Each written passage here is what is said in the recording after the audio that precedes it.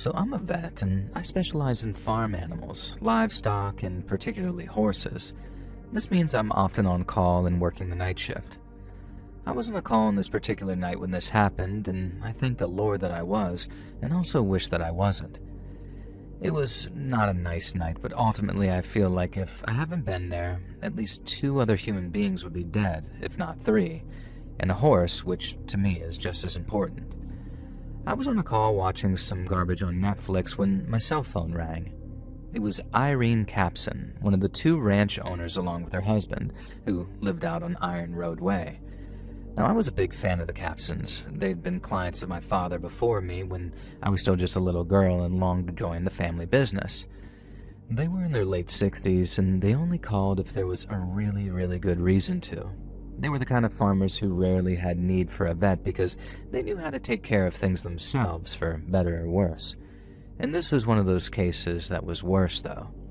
Their eldest, most beloved mare, Dapple, was on his last legs, and there was nothing they could do to ease his pain, and that meant that it was up to me.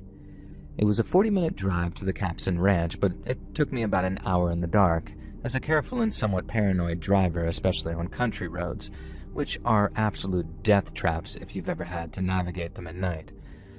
When I pulled up at the Capson Ranch, I cursed because my Jeep had already gotten stuck in the mud, which was unusually left without sawdust. I was also a little concerned because, as well as the Capson's vehicles, there was an ATV I didn't recognize. It didn't even look new, but I guess it could have belonged to one of the ranch workers. Irene Capson had told me that it would only be her and her husband present at the ranch, though, and to meet them in the barn, so alarm bells were already kind of ringing in my mind. The first thing I did was grab my heavy, highly important equine medical case from the back of my Jeep, and then, cursing again as I waded through the mud, almost losing my gumboots multiple times, I headed toward the barn. And before I even reached the barn, I could tell something was wrong.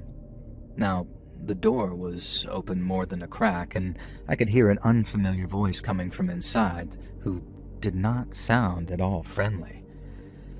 I managed to find a crack in the barn slats that allowed me to spy through without hopefully getting noticed.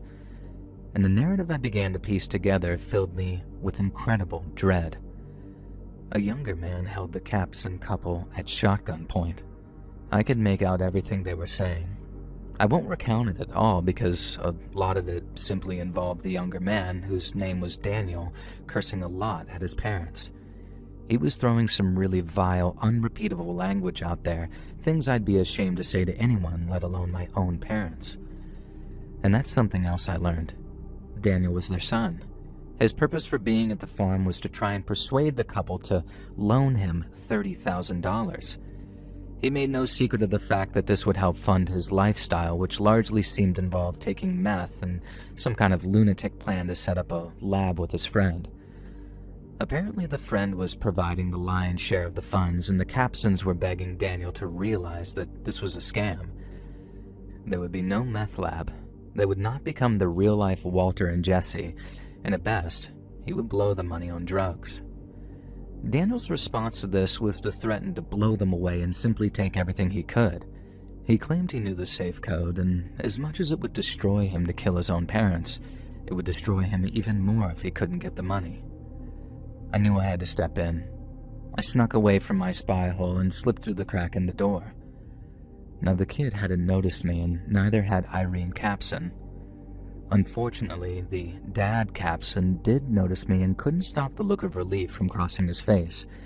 And while I was flattered that Mr. Capson saw me as their savior, it did unfortunately mean that the younger Capson's son saw me as a threat.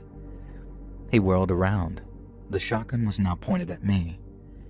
I just stammered and stuttered, almost peeing myself because I had never had a gun pointed at me before. I faced down angry charging bulls. I've been kicked by a horse. I've climbed a tree to avoid 30 to 50 feral hogs. Now, granted, it was more like 7, but that's not a joke, and I operated on a tiger who started to wake up during the procedure. I've calmed an angry hippo, but nothing has left me as terrified, as shaken, and unsure as the young Daniel Capson pointing his gun at me. I'd almost forgotten what I was there for.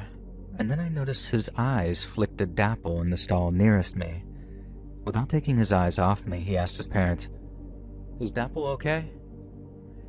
And I remembered from growing up as a little kid when he was a teen that Dapple had been his horse, his beloved horse, back before whatever the hell happened to him happened. Now, over his shoulder, Irene admitted that no, Dapple was not okay, that I'd been called to the ranch late at night to see if there was anything I could do to ease Dapple's suffering. Then Mr. Capson started pleading with his son, begging him, asking him if that's really what he wanted Dapple's final memory of his beloved boy to be. And at first I thought that Daniel was too far gone, that his love for drugs outweighed his love for Dapple. And then he began to cry and asked me if I could save him. I lied and said yes. I told him that I needed to reach into my medical bag to grab some equipment to help make Dapple better. Not many people know this, but some vets carry pistols as part of their medical kit, particularly vets who specialize in horse care. It's often the easiest and most painless way to put a horse to sleep, a bullet through the center of the brain. And that hadn't been the plan for Dapple, let me just say that, but it was certainly my plan for their son. I pulled the pistol out, aimed it at him, and unwaveringly told him to drop the shotgun. Daniel was a broken man at this point. He told me through tears that the shotgun wasn't even loaded, that he'd never shoot his parents, and that I could shoot him in the head if I wanted to end his pain, as long as I promised to do all I could for Dapple. I had no such intention of shooting him, but I did demand that he drop that gun. However, to all of our horror, the shotgun was loaded. I'm guessing by accident or somehow including a single shell left over. The gun bounced off a wooden plank on the barn floor and managed to fire into the ceiling. It scared everyone but caused no damage, thank God, but it caused the other 3 horses in the barn to go absolutely crazy. So now I was surrounded by 3 screeching, braying horses, as well as a wailing Capson family. From the fact they'd all collapsed to the ground at this point and pulled each other into a reconciliatory family hug, I figured I was safe.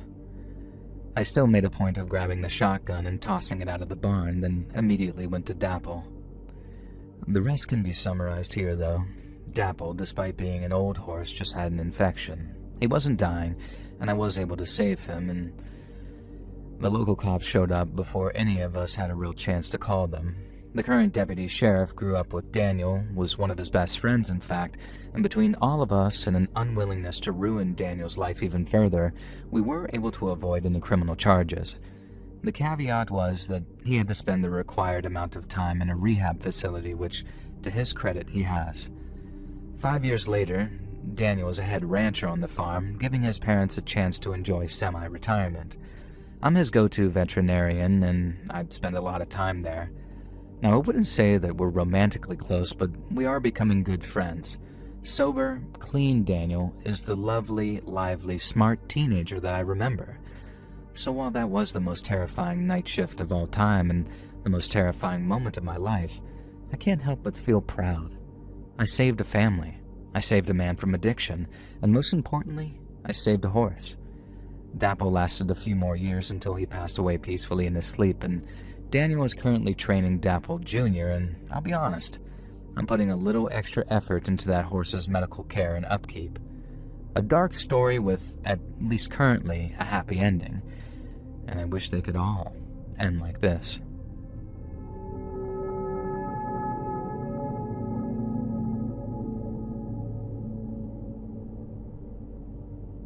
I work at a grocery store that I won't name in Detroit, and I work almost exclusively on the 3rd shift, so thankfully I don't have to deal with customers, and I spend most of my time stacking shelves and doing busy work. It might not sound like a glamorous job, but it's something to earn me a little money while I finish my college degree, which I'm actually set to graduate with honors. Now, it's very, very rare that anything weird happens during the 3rd shift. Some of the workers can be a bit weird, but aren't we all who work at night? No, I'm just projecting, but I usually arrive at the store during closing time, by which all the customers have been tossed out on their butts.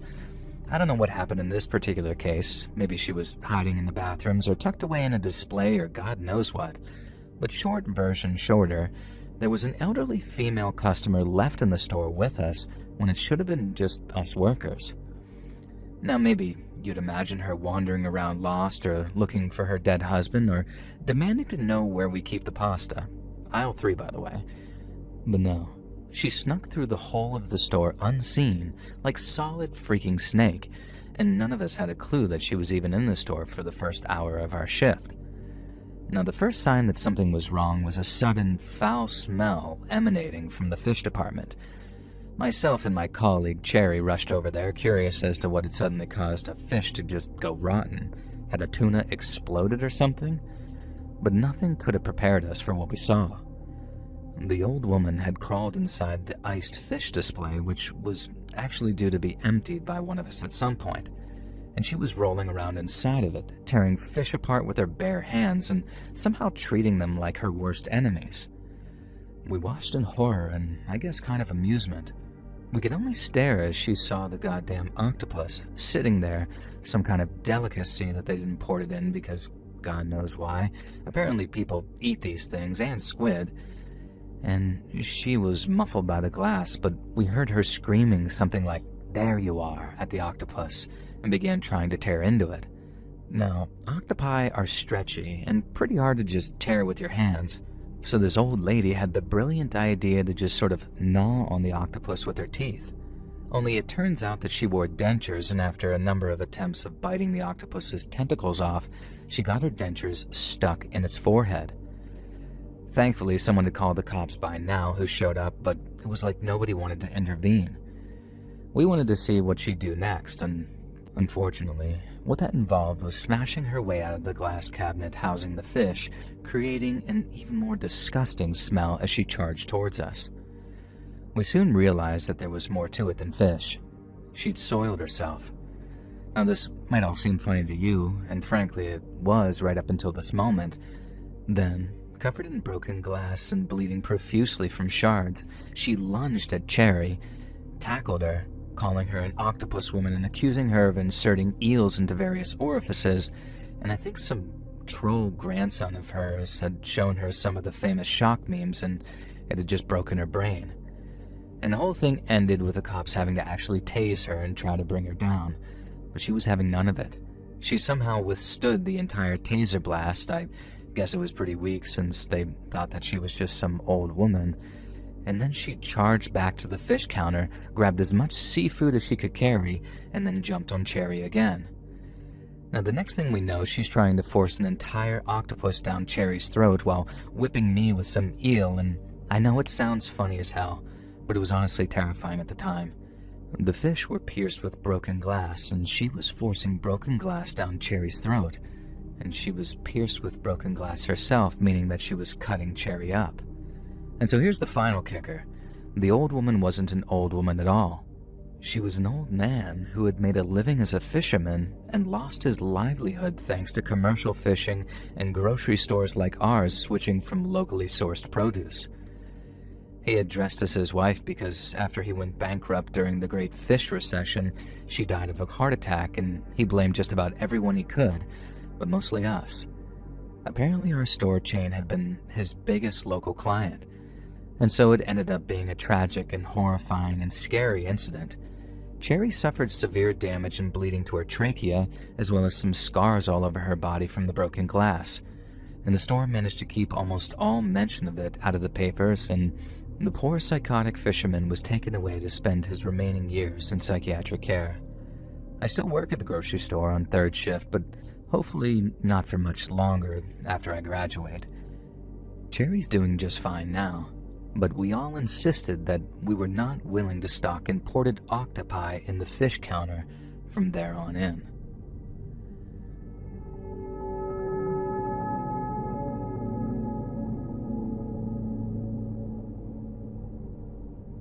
Word of advice: never work in a gas station at night. This might sound kind of dramatic, but I'd rather crawl over broken glass, work down in the sewers, or be Hassan Piker's dog than work night shift at a gas station again. Maybe day shift is better, but my a-hole boss, who I really want to call a slur but don't want to get you demonetized, forced me to work night shift and night shift only. I was a 22-year-old high school dropout who'd spent 6 months in juvie and Bounced from foster family to foster family, so I guess I was lucky enough to find work at all. But good God, I am very sure that it wasn't legal to force a 22-year-old to work 5 night shifts a week, every week, without ever changing to day shifts. And there were a lot of things about Gary's gash and groceries that weren't strictly legal, but I'm not a rat, and Gary's been buried in the ground for nearly 20 years now.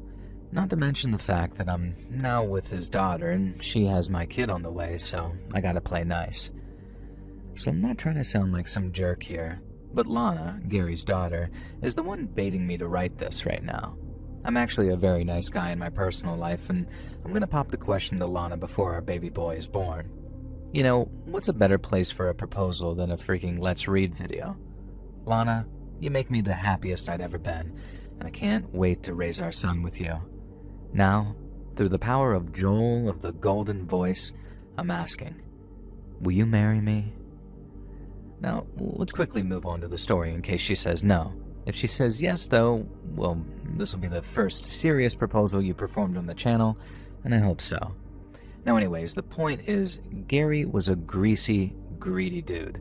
And let's just say that I'm glad Lana inherited certain things from her Catholic mother rather than certain things from her father. But enough about that.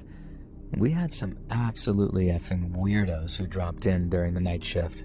There was this one guy who would spend a sickening amount of money on scratch cards, and I don't think he ever won a single cent. And from the way he dressed, he was clearly trailer trash too, and a few times I remember saying, "Buddy, do you think you should cool it with the gambling? I'm genuinely concerned about you." And you know how he responded? He hissed at me. Not even a word, he just hissed. After 3 times that, I just gave up. So there was that scratch-off jack-off, and then there was the 7-foot-tall man who came in at precisely 2 a.m. every day and bought a single Red Bull, a pack of Marlboro Lights, and one of those massive pickles in the plastic packets. Just those 3 items every single time. And the guy looked like he was about 90 as well, and sure, he was a skinny mofo, but there was absolutely no way that I was questioning him on his purchases, especially not after the hissing gambler. Now finally we had this kid, and he looked about maybe 8 tops, who would come in at around 5 in the morning every single Tuesday and Thursday, and would ask if we had any X-Men trading cards for sale. And I explained to him every single time that we didn't sell trading cards of any kind, but that didn't put him off. He'd be there every Tuesday and Thursday like clockwork, and when I told him no, he looked so upset and despondent, really. And so one day I went to the local comic shop and just got like 6 little packs of X-Men trading cards. And when the kid came in next, I presented him with the packs because surely one of them was the right brand that he was looking for. And the kid looked at the pack of cards, called me a retard, and then threw the packs back at me and stormed out. Now to this day, I have no idea what I did wrong. The guy in the comic store told me that these were all X-Men trading cards that existed, but I guess I really don't know what I guess, but I never saw the kid again anyway, and that was kind of a relief. And I'm pretty sure that in the future, someone met this kid, and he was the inspiration for that Duck song about the lemonade and the grapes, and if you know, you know, Google it. Now speaking of kids and short people, it's time to start the creepiest of these stories. I'm standing at the counter, minding my own business, when I just hear this rich, deep voice demand that I cook him a hot dog because all the ones on the machine are overcooked and look like crap. I glance over and, yeah, fair enough. The hot dogs have been on rotation for about 3 days if I knew Gary, so a fresh batch wasn't out of the question. The problem was, I had no idea where the request had come from. The voice demanded that I get a move on and said that he didn't have all day. And so I leaned over the counter, trying to get a better view of the store, and that's when I saw a little person standing as close to the counter as he could get without face planting. Now, I'll admit I was a little thrown that he decided to position himself somewhere that would clearly not be visible to me, but whatever. Now, I apologized profusely and said that I had no idea that he was a little person. And the guy just sort of harumphed and huffed and said that calling him a little person was deeply offensive. And so in my infinite wisdom, I apologized again and said, "I'm sorry, I meant midget." And I saw his face go red with fury, and I knew that I messed up. Now, I scoured my mind. What else did small folk like to be called? Now, this was back in the 80s, so the differences weren't as well known then. And the man explained that he had dwarfism, and so obviously I should refer to him as a dwarf. Well, fair enough. I have no problem with that, and I will refer to people however they want. I guess the thing that riled me up is that during my first time in juvie, I took an extremely nasty acid attack to the face, and it left me permanently disfigured and blind in one eye, so I clearly wasn't so intentionally ableist against people with different body types, but that's neither here nor there. I told the dwarf that I would happily make him a new hot dog if he'd head over to the machine with me so I could cook the wiener to his perfect perfection. And somehow, of course, this managed to offend the fella tremendously again, and he began screaming at me in what sounded like a Shakespearean monologue about how he shouldn't have to move, and it was my job to go and cook him a hot dog with all the trimmings and blah blah blah. No, actually, it wasn't. It was a self-service hot dog machine, but I wasn't going to argue. I told him that I'd head over and cook him up the best hot dog he'd ever had. Now, the dwarf replied by saying that it was too late now. I'd screwed everything up, and it was time to face the consequences. In complete shock, I watched as the little man rose to his full height of around 6 foot. At the same time, he reached into his jacket and pulled out a sawed-off shotgun. He told me that if I went for the panic alarm or anything like that, he'd blast a hole in my chest the size of a foot-long hot dog. And you know what? Screw it. Screw Gary.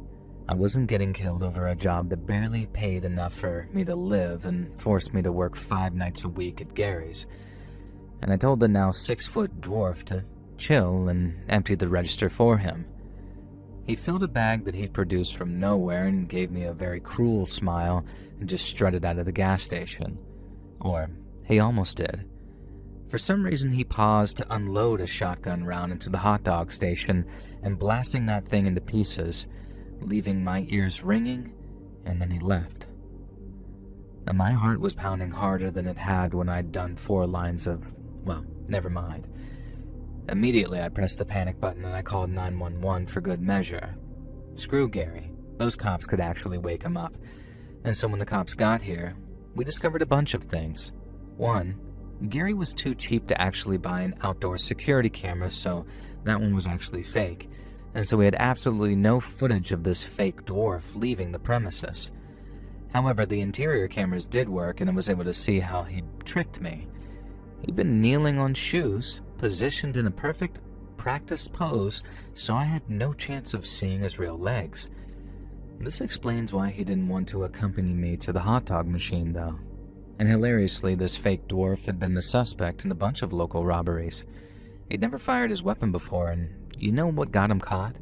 The fact that he took the time to shoot the crap out of that hot dog oven. Now, they were able to trace that buckshot of the gun to the owner and get his ass busted. He'd robbed enough places that I'm pretty sure that he'd actually die behind bars. What a shame. And as for me, I got my ass absolutely chewed out by Gary for handing over the cash and not risking my life by grabbing the baseball bat under the counter. I quit on the spot. I got my life together and I went back to school. I graduated, then got a degree, and some years later I met a woman that I fell head over heels for.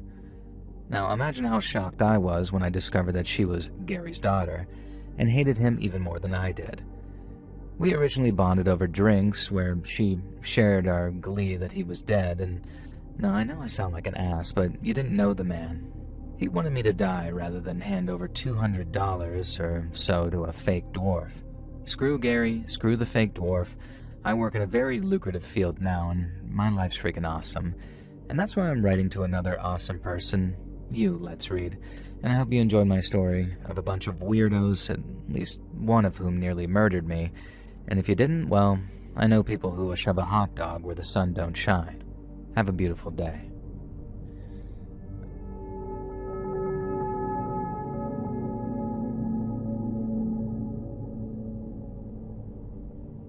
Hi, Joel. I grew up in Britain, although my parents are French. You'd never know it, though, because I have the most posh, London-sounding accent that a French girl could ever have. This might be because of the school that I went to, or because I left school in college and I took some time out before university to work as an air hostess. I loved that job and ended up staying in the air for 5 years. Not literally, of course, but you get what I mean. I left sixth form college in 1997, and the story that I'm about to share with you took place in 1999. This was a couple of years before, everything changed with the planes, and security was very different back then. Things were a lot more lax, and it was much easier to get up to high hijinks. For one thing, you could still join the Mile High Club without too much trouble. Not that I ever did that, of course. I honestly would never. I shouldn't joke about that kind of thing, considering the story that I'm about to share with you, or joke about anything, really. So this story took place on the first ever red-eye flight that I was working. I'm sure everyone knows what a red-eye flight is by this point, but if by some small chance you don't, it's a flight, generally a shorter one, that takes place at night and often involves the passengers sleeping for the duration. If you take the red-eye, you're meant to stay quiet, calm, and well-behaved. I can't remember if kids were flat-out banned from our red-eye flights, but I don't ever remember any kids or babies on the handful that I worked. Now, this was 27 years ago, so bear with me. I've not worked as an air hostess for almost as long, and I haven't thought about planes in a long time. From what I can recall, the plane, run by some long bankrupt airline that you probably never heard of, was divided into 2 sections. The front section, closer to the cockpit, was for passengers who wanted to stay quiet and chill but weren't intending to sleep. It was the cheaper option and usually the busier one. Then the back of the plane, in reverse of the usual, was sort of the first class section, except this was for people who wanted or needed to sleep, so it was filled with bed seats. I was working up front, which suited me just fine because I didn't want to tiptoe around snoring old businessmen. And the sleeping area always smelled like farts too, so that was lovely. A red-eye typically doesn't have as many flight attendants as a regular flight, or at least it didn't back then. I think there were just 3 of us on that flight, although I could be misremembering. What I do remember is that I was up front, obviously, and my dear, queer, gentle friend Adam was working the sleeper section. Do you remember H from Steps? I don't know if Steps was that big in the United States, so maybe you never knew him, Joel, but if not, Google him and stick a picture up on screen if you can. Adam looked just like H from Steps, only he was a lot calmer, quieter, and more gentle than H, who always seemed like he had the energy of 50 men. Now make sure you Google H from Steps and not his real name, Ian Watkins, otherwise you might get that nunce from Lost Prophets, another singer who unfortunately shared a name. Now, he did some really, really terrible things, and you should do a true crime story about him one day, actually. That'd be actually very interesting. He was shanked in prison recently, too. Died. What a tragedy. Now, anyways, Adam was like a really calm and gentle H from Steps, and I promise this is important eventually.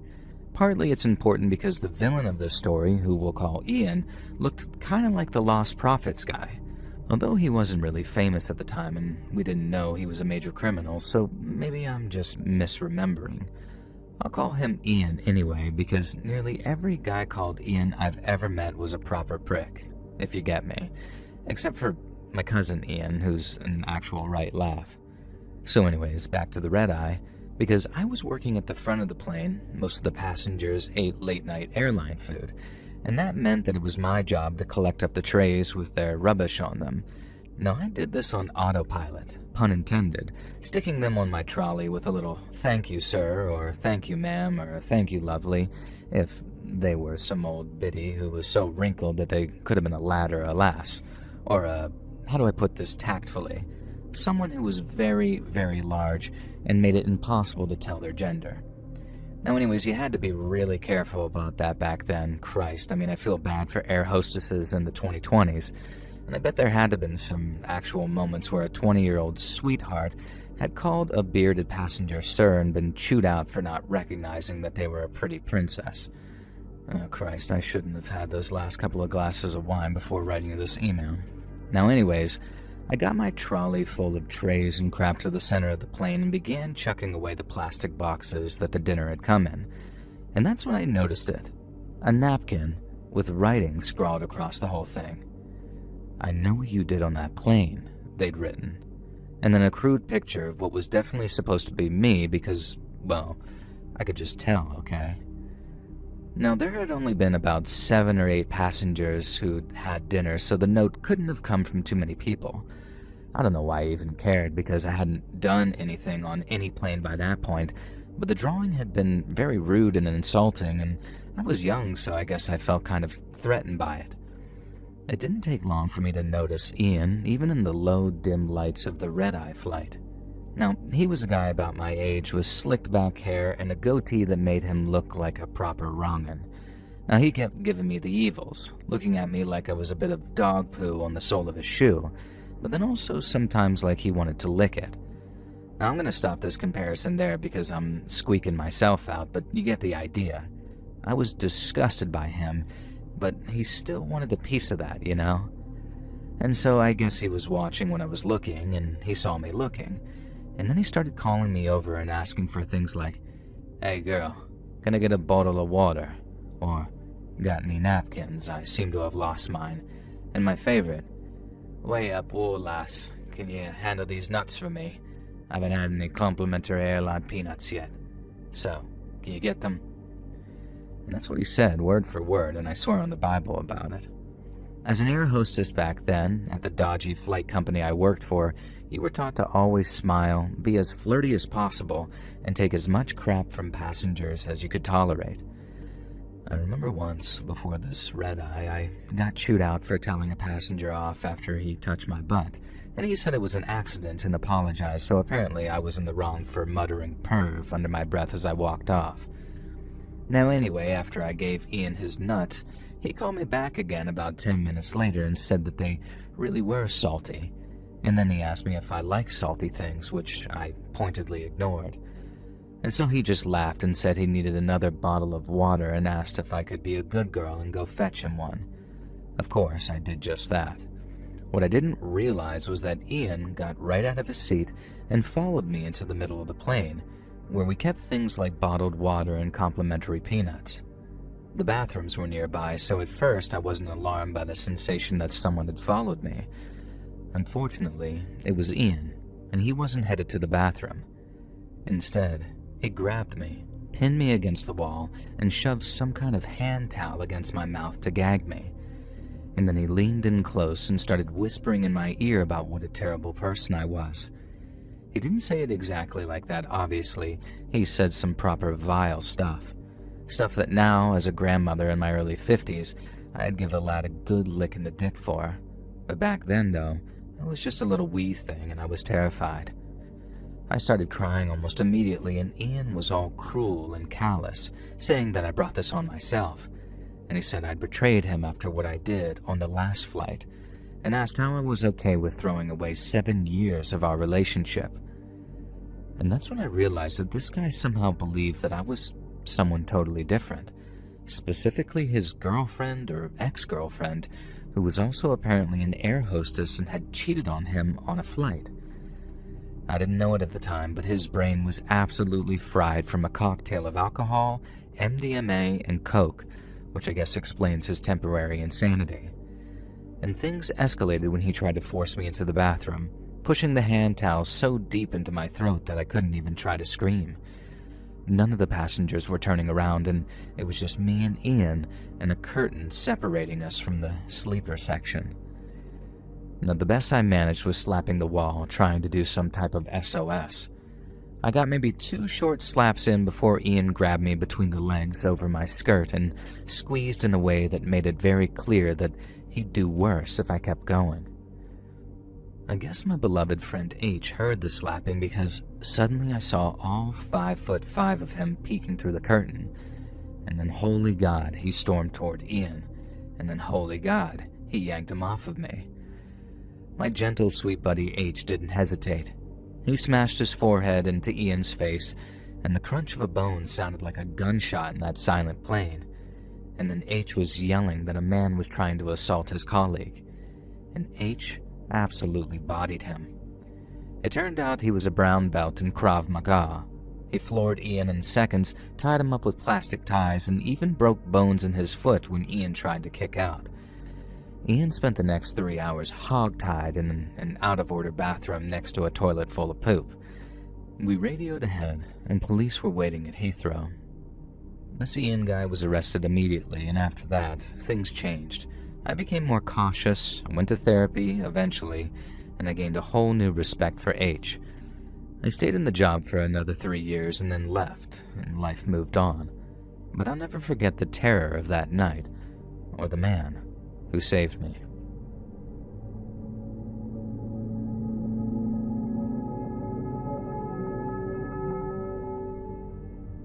I'm a 35-year-old woman, and I work as a nurse. I've done so for the last 10 years now. Now, I doubt it's a career that you can really relate to, being a literary expert and linguistic YouTuber, but it feels like we live in entirely different worlds altogether, although apologies if I'm wrong. Now, maybe you have family who worked in the profession, and I'll admit I'm not a die-hard regular viewer, but I love it when your videos come on autoplay and actually help me sleep. Some friends of mine encouraged me to email this story in, so I hope I'm making the right call in doing so, and I think it was scary as HE double hockey sticks anyways. So this story takes place when I was 25. I'd already done a degree, so I was on a fast-track program at nursing school, a little 2-year qualification. Now this meant that there was a lot of the on-the-job training early on, which suited me just fine. I've been in school since I was like 4 years old, and I was eager to put the books away and start emptying bedpans or inserting suppositories into people's butts. And maybe the whole sometimes saving people's lives things. I don't know, I forget why I got into the profession. Now anyways, as a part of my training, I was required to spend 2 months working on a number of different wards. Really, they just wanted to toughen us up and throw us into the deep end. I'd already done a stint in the pediatric floor, an oncology floor, and a burns unit. Now, it was absolutely insane, particularly the burns unit, honestly, and I'm pretty sure I could spend a whole story talking about what various types of burns do to the human body. And I would traumatize your listeners more than half the serial killer or stalker stories did that they might have heard. Now, I was pretty relieved when my next assignment seemed like the administration were giving me a break. Now, I was set to spend 2 months working on a coma ward. I mean, okay, yeah, this was emotionally pretty devastating, but it was pretty different from consoling a guy whose face had been permanently disfigured by an electrical fire and whose nerve endings would never, ever stop reminding him of this fact, let alone the visual aspect.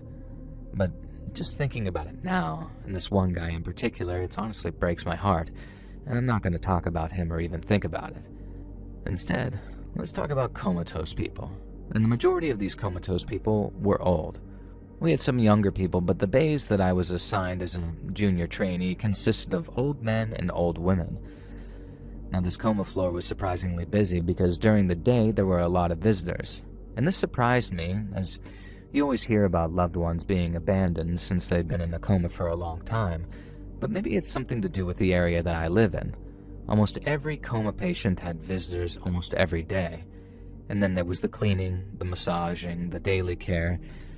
Now, it was pretty chill work, but hard and important work at the same time. And after a week, I was asked if I could cover the night shift for 3 nights.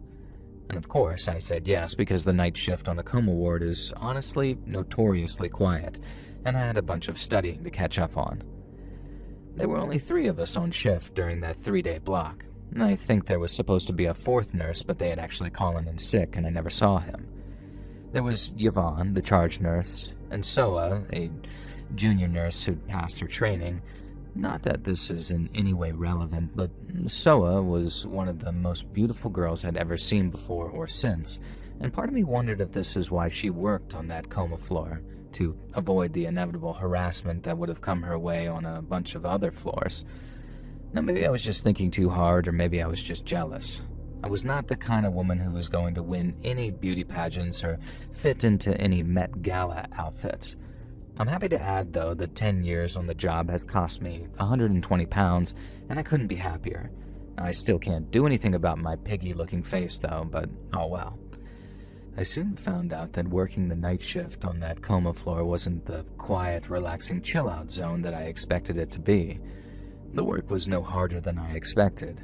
It was the usual emptying catheters and colostomy bags, taking patients' obs, that sort of thing, charting, etc., checking the machines were functioning and that nobody had secretly died while the machines happily beeped away. It was the human silence. None of the comatose patients snored. You couldn't even hear them breathing over the sound of the machinery, and a handful of them couldn't even breathe without medical aid, and I guess their loved ones couldn't bring themselves to switch off the machines. I don't even want to think about having to make that choice myself. It was my first night shift, and I was around 3 hours into the adventure. Yvonne and Soa had disappeared somewhere, and I assumed that they both headed toward the end of the ward, but I hadn't seen them leave, and they hadn't said anything. So it was just me, sitting at the nurse's station, trying and failing to force the contents of my textbook into my brain. Now, frustrated at my inability to learn, I glanced up to check that the immovable patient hadn't moved. Now imagine my shock when I saw a figure, dressed all in black, standing over the woman in the far right bed off the bay in front of the nurse's station. The figure was dressed entirely in black, not a cloak or some kind of death garb, but black workout pants, a black hoodie, and most notably black leather gloves. The figure was leaning down, whispering something into the woman's ear, who continued to sleep the sleep of the dead in her coma. And I convinced myself that the other nurses were pranking me and that this had to be Soa in disguise. It wasn't anything remotely like I expected from either of those two, though, and I think deep down I knew that the figure was a man. There was no way that I was even willing to consider any other possibilities, though, as I left the nurse's station and stepped into Bay 5. I called out to the figure saying that I wasn't falling for that prank, and he continued whispering into the old woman's ear as if he hadn't even heard me. Obviously, deep down, I knew that this wasn't something Yvonne or Soa would do. Now, one of the orderlies or the nursing assistants, maybe. And some of those guys could be freaking weirdos. I became even more certain that the figure wasn't Yvonne, who was nearing 300 pounds and was quite clearly not this slender black-clad figure, or Soa. Now, this was reaffirmed by two sets of footsteps coming from my distant left, heading from the direction of Bay 1, and Yvonne's voice calling out in the stage whisper that we adopted in the coma ward. Now, she asked who the heck I was talking to and what was going on. Now, I looked up, hoping that that black-clad figure had to be some sort of figment of my imagination. But of course not. He was no longer leaning down to whisper into the old woman's ear, though. He turned to face me, and I could see that under his black hoodie, he wore a black garment, sort of like a balaclava, but thin and not made of wool. I'm not even sure what those are really called. I started pointing at the black-clad figure who in my mind I had already taken to just calling death, and I started muttering and stuttering, trying to explain that someone was in here, but I have no idea what actually came out of my mouth. Almost nothing coherent, I'm pretty sure. Now, it must have been enough to alert Yvonne to something, though, because she started freaking out, and so did Soa. Not in a, there's a ghost on the coma ward, death has come for us all type of way, though.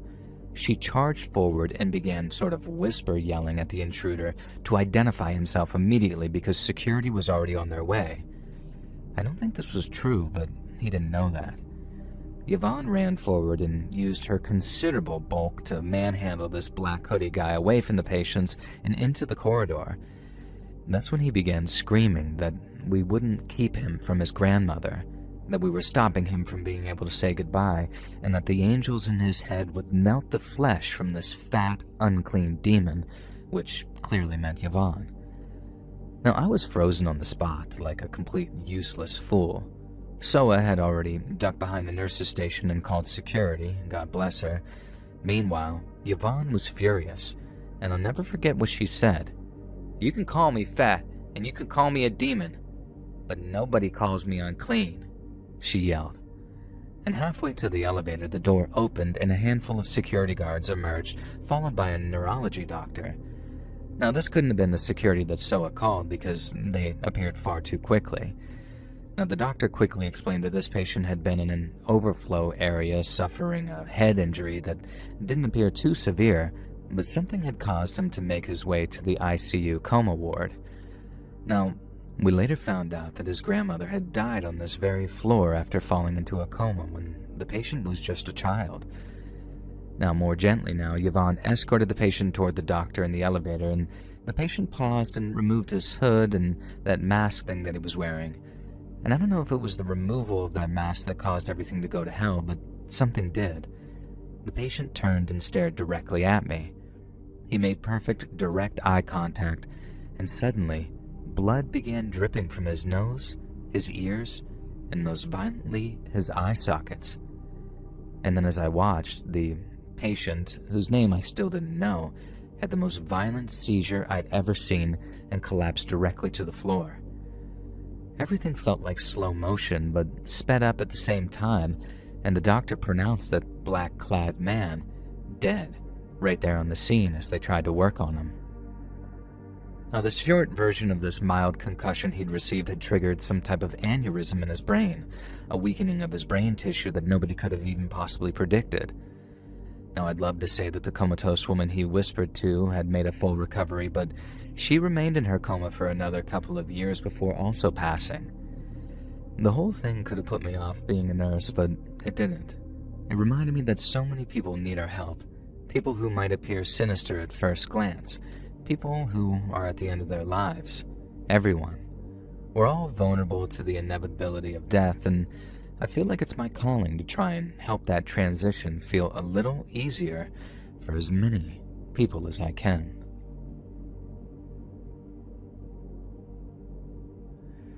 Hey friends, thanks for listening. Click that notification bell to be alerted of all future narrations. I release new videos every Monday and Thursday at 9 p.m. Eastern Time, and there are super fun live streams on Sundays and Wednesday nights. If you got a story, be sure to submit them over at my email, letsreadsubmissions@gmail.com, and you might even hear your story featured on the next video. And if you want to support me even more, grab early access to all future narrations and bonus content over on Patreon, or click that big join button to hear about the extra perks for members of the channel. And check out the Let's Read podcast, where you can hear all of these stories and big compilations located anywhere you listen to podcasts. I also have a true crime channel called Saturn Soul. Go check it out, as all the links are down in the description below. Thanks so much, friends. And remember, stop projecting. You remind me of my mean dad and my mean ex-boyfriend.